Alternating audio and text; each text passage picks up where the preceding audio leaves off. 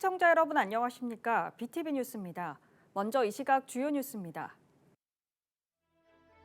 지역 소멸 위기를 극복하고 대안을 찾아보는 케이블 TV 공동기획. 오늘 이 시간에는 지역이 문화 자원을 활용해 경쟁력을 높여나가고 있는 사례를 찾아봤습니다.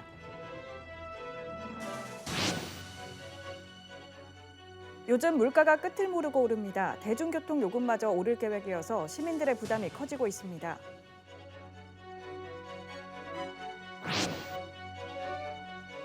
올여름 이상기후로 부산의 해수욕장을 찾은 피서객이 지난해에 비해 크게 급감하면서 주변 상권에도 먹구름이 들이오고 있습니다. 매매 시세보다 높은 전세보증금을 받고 신용불량자에게 명의를 떠넘기는 이른바 깡통전세 수법으로 100억 원이 넘는 전세보증금을 챙긴 일당이 무더기로 경찰에 적발됐습니다.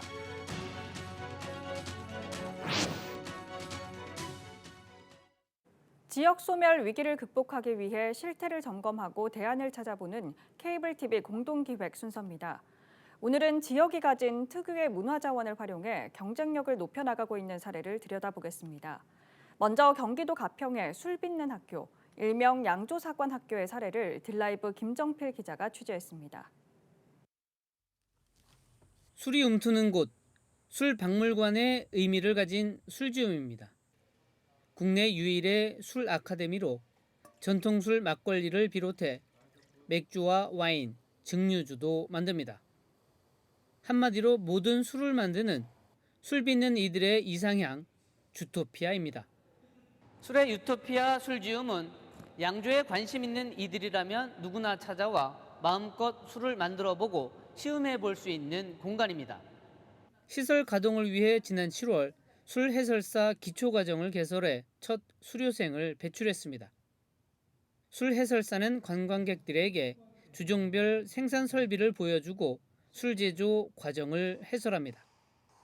또 막걸리를 가열해 만드는 증류식 소주도 시연하고 체험객이 막걸리를 빚는 체험 프로그램도 운영합니다. 와가지고 술이 처음부터 만들어지는 과정을 보면서 신기했고 또 이렇게 막걸리 밀키트를 받으면서 만들어보고 해서 참 재밌었던 것 같아요. 술지움은 청년 창업자를 키우는 양조 사관학교 준비를 마쳤습니다.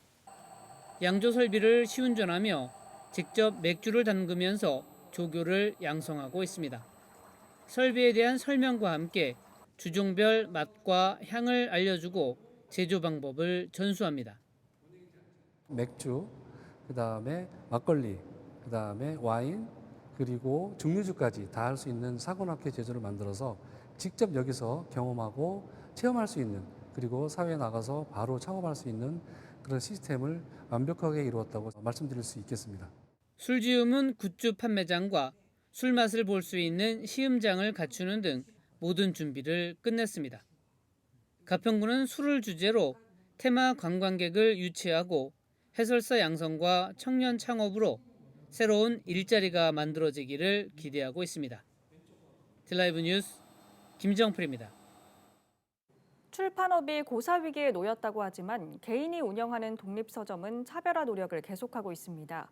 일부 서점은 동네 사랑방으로서의 가치를 인정받고 있지만 여전히 한계도 분명하다고 하는데요. 독립서점의 현재와 앞으로 나아갈 길을 HCN 김민욱 기자가 취재했습니다.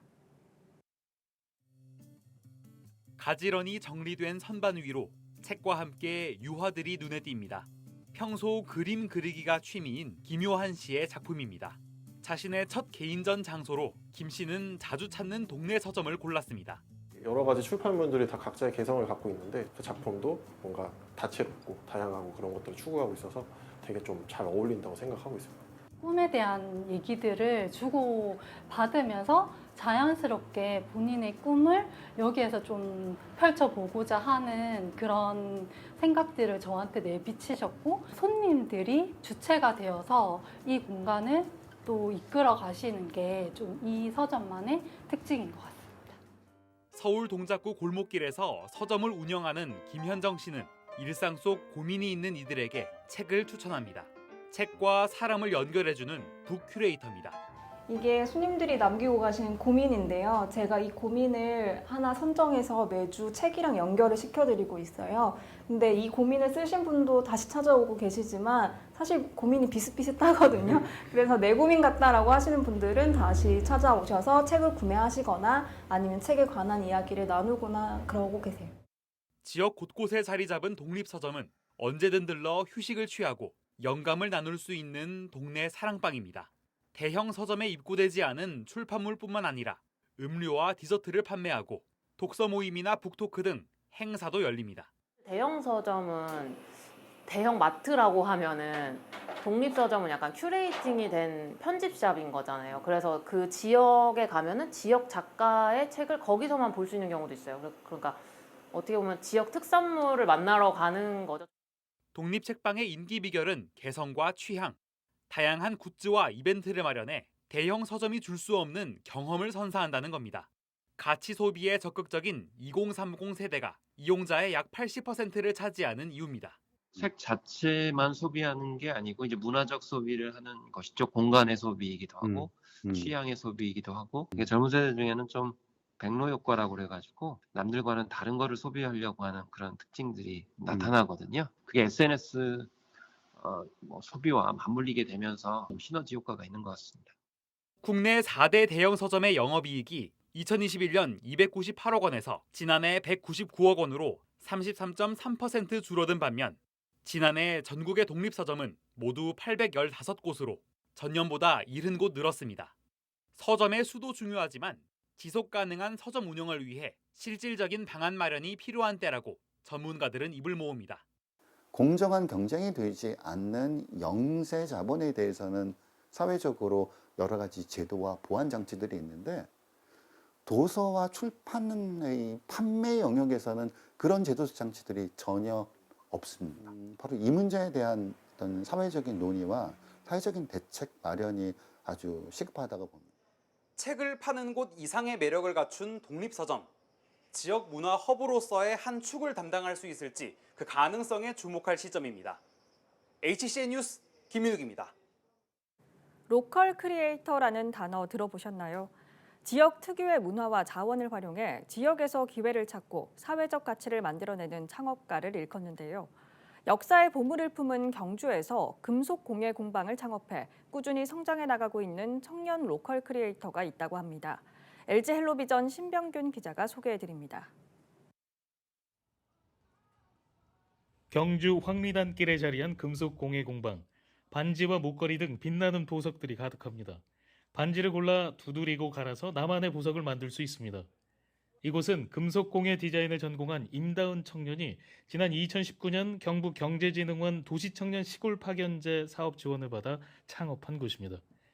창업 전 직장 생활을 할 때 청년 창업 관련 업무를 하며 창업에 대한 꿈을 가졌습니다. 문화재 이런 보물들이 너무 예쁘더라고요. 그래서 그 보물을 이용해서 반지, 이런 팔찌를 만들면 아니면 기념품을 만들면 어떨까 해서 창업을 하게 되었습니다. 도시청년 시골 파견제로 받았고 그래서 인테리어랑 이런 데 많은 도움을 받았고요. 그래서 교육 이런 것도 좋았고 친구와 연인 등 추억을 새기며 금속 공예를 체험하려는 이들의 발길이 꾸준히 이어지고 있습니다. 오래된 소장품을 수선하고 나만의 보석을 만들 수 있어 관광객뿐 아니라 지역 주민들의 반응도 좋습니다. 반지를 많이 사본 적은 있는데 이렇게 직접 만들어 본 건 처음이라서 너무 재밌었고 새로운 경험이 됐던 것 같아요. 저만의 반지를 만들 수 있을 것 같아서. 경주 여행의 향기를 주제로 향수 판매를 포함해 2호점을 준비하고 있습니다. 관광객들 오셔서 경주의 보물 보시고 손 안에 이제 보물 넣어 가시고 그러고 다양한 디자인으로 문화를 선도해 나가겠습니다. 향수 공방 오셔서 뭐 경주의 향을 느낄 수 있는 그런 기념품도. 전문가들은 청년들을 지방으로 돌아오게 하기 위해서는 지방의 새로운 잠재력과 매력을 재발견할 수 있도록 기회를 주는 것이 중요하다고 강조합니다. 로컬 크리에이트는 바로 청년의 시각에서 새로운 아이디어를 접목해서 그 지방의 또 매력을 높이는 그런 창업이라서 훨씬 더 의미가 있고 자연 자원뿐만 아니라 역사 문화 자원들을 이렇게 좀 새롭게 발견할 수 있는 신라 역사 속 보물을 품은 도시 경주와 보석이 조화를 이루면서 로컬 크리에이터 금속공예 청년의 경주 사례는 오늘도 더욱 밝게 빛나고 있습니다. 헬로티비 뉴스 신병규입니다.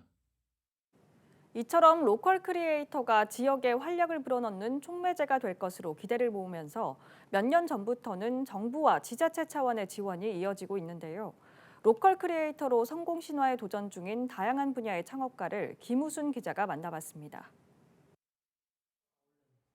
조치원읍에서 독립영화 상영관을 운영 중인 시혜지 씨. 3년 전 친구를 만나러 조치원을 찾았다. 이곳이 가진 문화적 매력에 빠져 아예 자리를 잡았습니다. 독립영화 제작자이기도 한 시 씨는 전국 광역지자체 가운데 유일하게 세종에만 독립영화 전용관이 없다는 점을 아쉽게 여겨 본인이 직접 상영관을 만들었다고 말합니다. 지난해엔 중소벤처기업부가 추진하는 로컬 크리에이터 사업 지원 대상에 선정되는 등 독립영화를 매개로 다양한 문화기획 활동을 펼치고 있습니다. 오히려 그래서 이런 활동을 했던 사람들이 없었기 때문에 저희한테는 기회의 땅으로 보였고 없는 것을 만들어내는 거니까 우리가 원래 하던 일들을 가지고 활동을 잘 해볼 수 있겠다. 공공예술 기획사를 운영 중인 박대현 씨도 지역의 매력을 느껴 1년 전 조치원읍에 자리를 잡은 케이스입니다. 서울에서 10년 가까이 운영한 회사가 도시 재개발 탓에 문을 닫는 역경을 겪었지만 오히려 지역으로 눈을 돌리는 계기가 됐습니다. 지금은 다양한 문화기획 활동과 더불어 지역에서 자신처럼 활동 중인 여러 분야의 크리에이터들을 유기적으로 엮어 한 단계 도약할 수 있도록 돕는 역할을 하고 있습니다. 성장 가능성이라는 지점에 있어서 가장 큰 메리트가 있다고 생각을 합니다. 지역에서는 서울만큼 플레이어가 많지 않은 게 사실이고 그 자원들이 적음으로 인해서 오히려 기회가 생긴다는 말이 굉장히 큰 지점, 좋은 장점이라고 생각하고 있습니다. 로컬 크리에이터란 지역이 가진 고유의 특성과 자원을 기반으로 혁신적인 아이디어를 접목해 사업적 가치를 만들어내는 창업가를 말합니다. 로컬 크리에이터 육성을 통해 지역의 문화를 살찌우고 지역 경제의 핵심 주체로 키우고자 최근 정부와 지자체 차원의 지원이 이어지고 있습니다. 실제 세종시에서 로컬 크리에이터 우수 사례로 꼽히는 초콜릿 가공업체 대표 장금자 씨는 지역의 농특산물인 조치원 복숭아를 활용한 비건 초콜릿을 개발해 국내 주요 백화점 3곳에서 판매하는 등의 성과를 내고 있습니다. 그 결과 창업진흥원이 주관한 지난 2020년 올해 로컬 크리에이터 우수 기업으로 선정되기도 했습니다. 저희 비건 초콜릿을 국내에서도 정말 그 유명한 브랜드로 성장하고자 하고요. 좀 더 크게 욕심을 내자면 전 세계적으로 널리 알려지는 그런 기업이 되고자 합니다. 지역 기반의 로컬 크리에이터가 다양한 분야에서 성공 시대를 열어나갈 수 있을지 주목됩니다. BTV 뉴스 김우순입니다.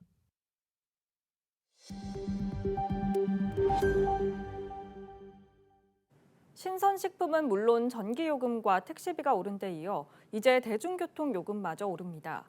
물가가 끝을 모르고 오르면서 시민들의 부담이 커지고 있습니다. 김윤정 기자의 보도입니다. 부산시가 물가대책심의위원회에서 대중교통 요금 인상안을 확정했습니다. 인상된 요금은 10월 6일 새벽 4시부터 적용됩니다. 시내버스는 교통카드 결제 시 1,200원에서 1,550원으로 350원 오릅니다. 도시철도는 300원 인상되지만 시민 가계 부담을 고려해 시행 시기를 조정했습니다. 먼저 150원을 인상하고 나머지 150원은 내년 5월 3일에 추가 인상하기로 했습니다. 대신 지난 1일부터 지역 화폐인 동백전으로 월 45,000원 이상 대중교통 요금을 지불할 경우 초과분 월 최대 45,000원까지 돌려받을 수 있습니다. 우리 부산시만이 그러니까 시민들의 부담을 좀 덜어주기 위해서 아까 말씀드린 어린이 요금 무료나 청소년 요금 동결, 그다음 동백패스 이런 제도를 사실 그 요금 그 인상을 검토하면서 이런 그 인센티브를 한번 생각해 보자. 그래서 이런 제도를 같이 도입하게 됐고요. 이게 어떤 시민들의 대중교통 이용률을 높여가지고 선순환 구조로 가기 위한 그 수송 분담률을 높이면은 그 결국은 수입이 증가할 것이고. 부산시는 환승 할인제와 모임 혜택의 노인 인구 증가 등으로 지난해 대중교통 운영 적자만 7,098억 원으로 재정 적자가 가중돼 요금 인상이 불가피하다는 입장입니다.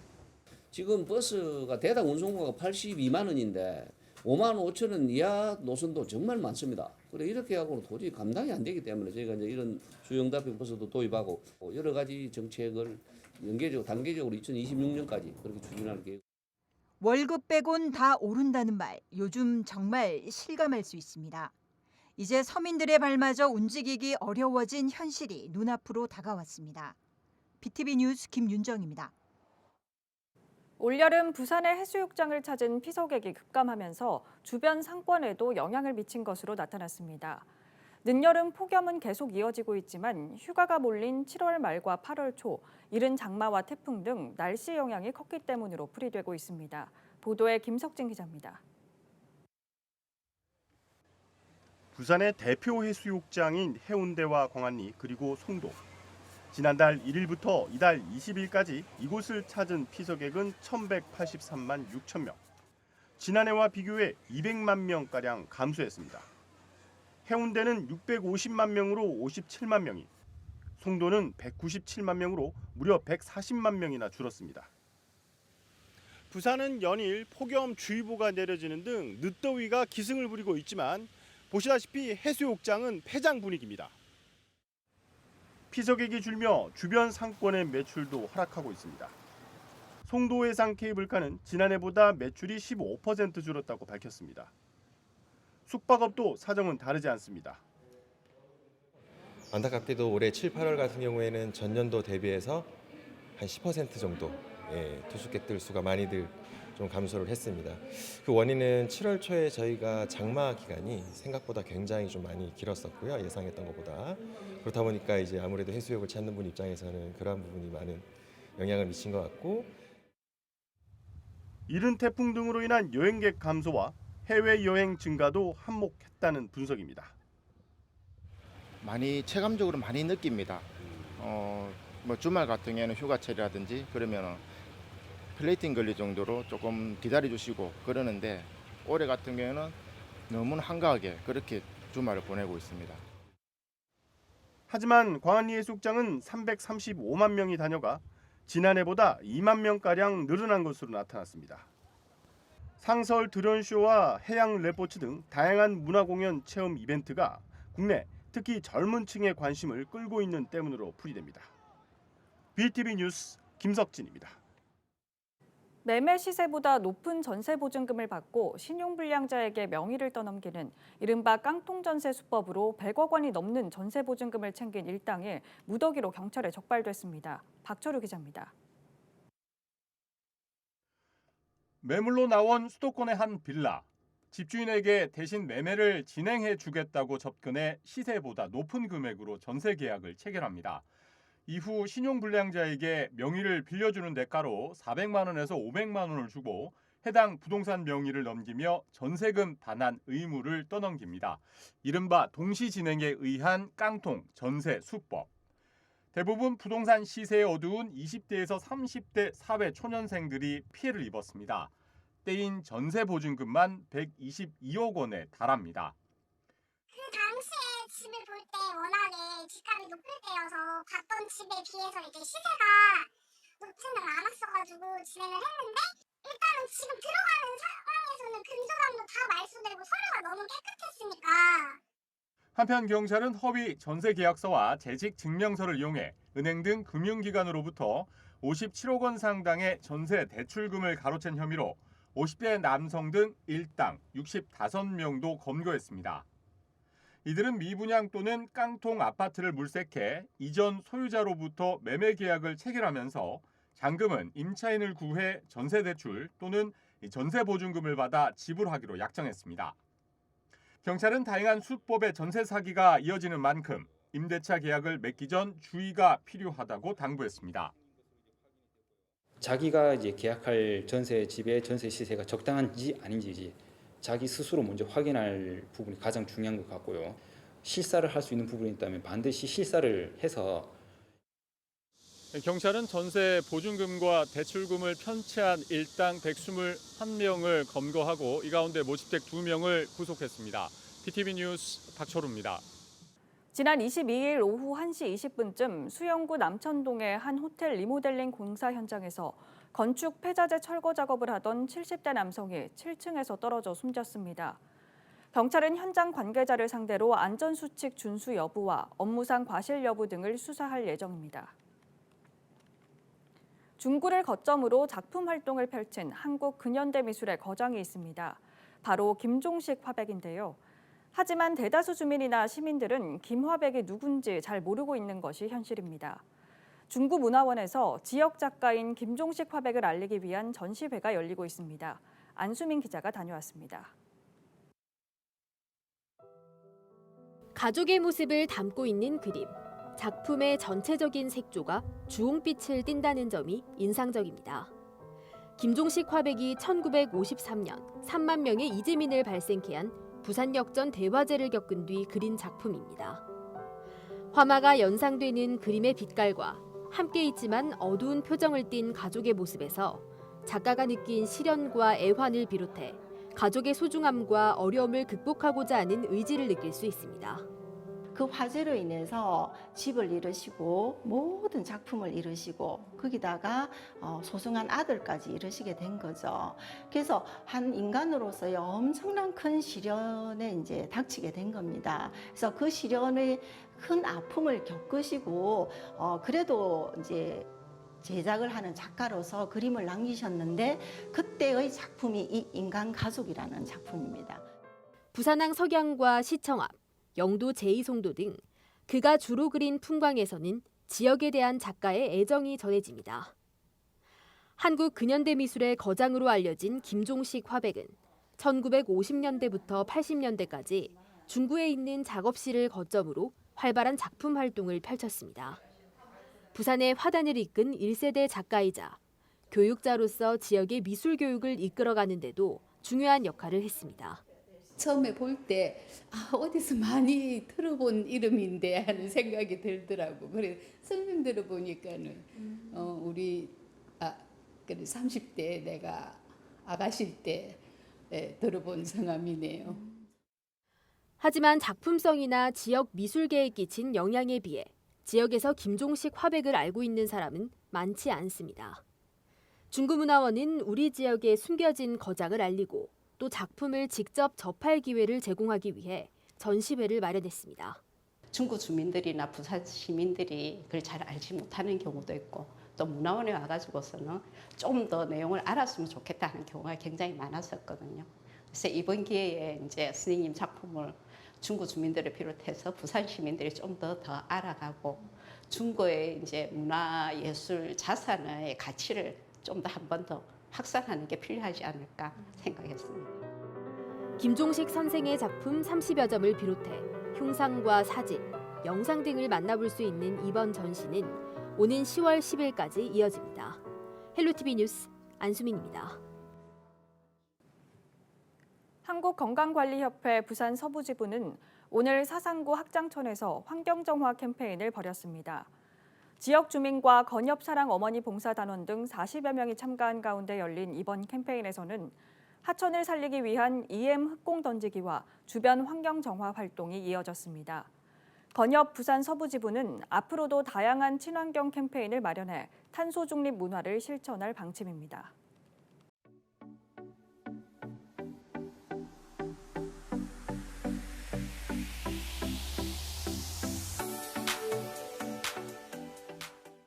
이상으로 BTV 뉴스를 마칩니다. 시청해주신 여러분 고맙습니다.